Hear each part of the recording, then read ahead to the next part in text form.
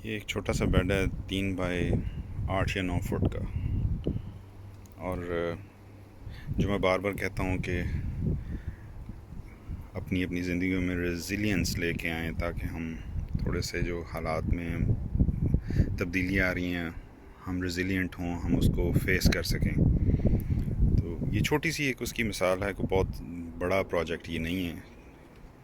3 bye 9 foot अगर आप इसको ले लें, इतनी जगह तो पाकिस्तान में तकरीबन हर घर में निकल ही आती है अमूमन।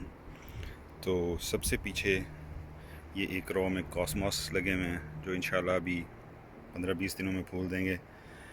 प्लांट्स तो ज़्यादा थे लेकिन स्लग्स ने कुछ डैमेज किए बीच में।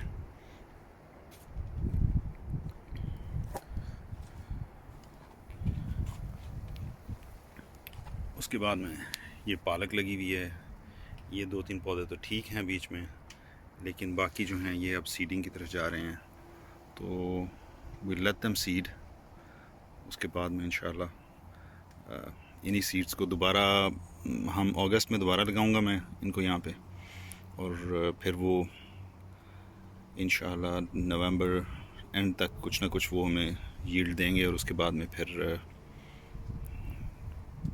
मार्च में वो दोबारा से शुरू होंगे यील्ड करना।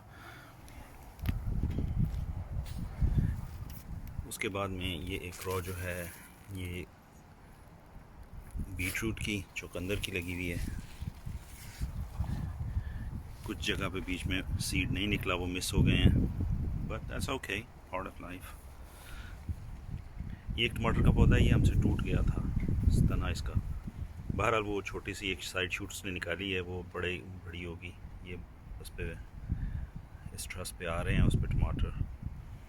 उसके अगला वाला जो है वो माशाल्लाह ठीक है, पौधा बड़ा हो गया। ये दोनों एक ही साइज़ के थे तकरीबन, लेकिन ये पीछे रह गया। वो जो थोड़ा सा मिस है उसके साथ हुआ, उसकी वजह से।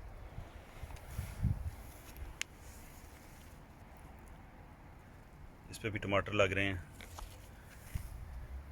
ये लाल मूली छोटी, उसके 2 पौधे छोड़े थे सीड्स के लिए।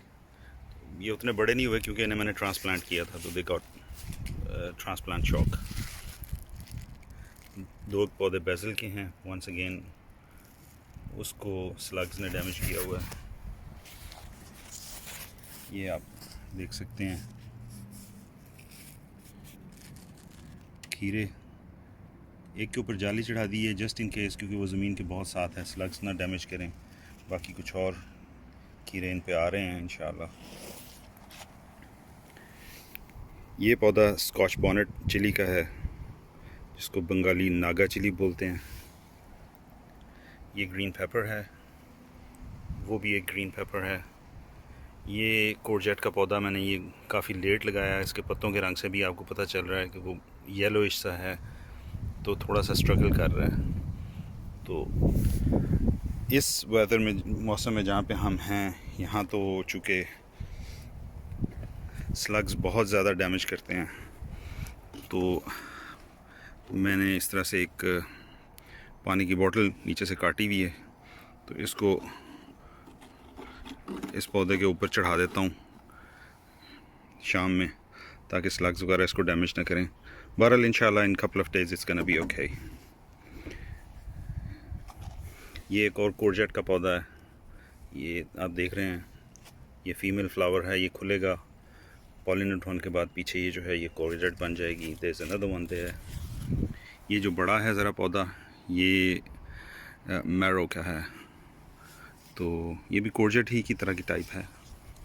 इस पे भी इंशाल्लाह फल जो है वो अब जल्द आ जाएगा इंशाल्लाह। ये पीछे ज़मीन में कुछ आलू लगाए हुए हैं हमने।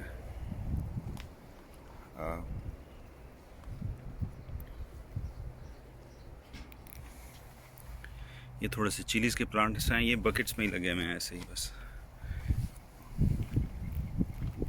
यहाँ पे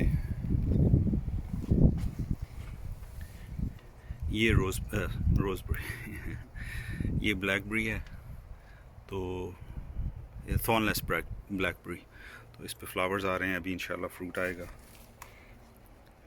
ये ब्लूबेरी है, माशाल्लाह 3 plants, they gave quite a lot of fruit.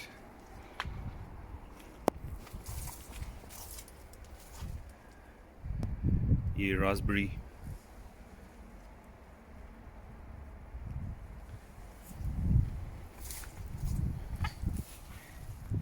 ये एक पौधा जो है ये मालाबार स्पिनच है, लेकिन जो मैंने एक्सपीरियंस किया है वो तो रेड स्टेम था, ये वाला ग्रीन स्टेम है, लेकिन मुझे लग रहा है वो ये मालाबार स्पिनच।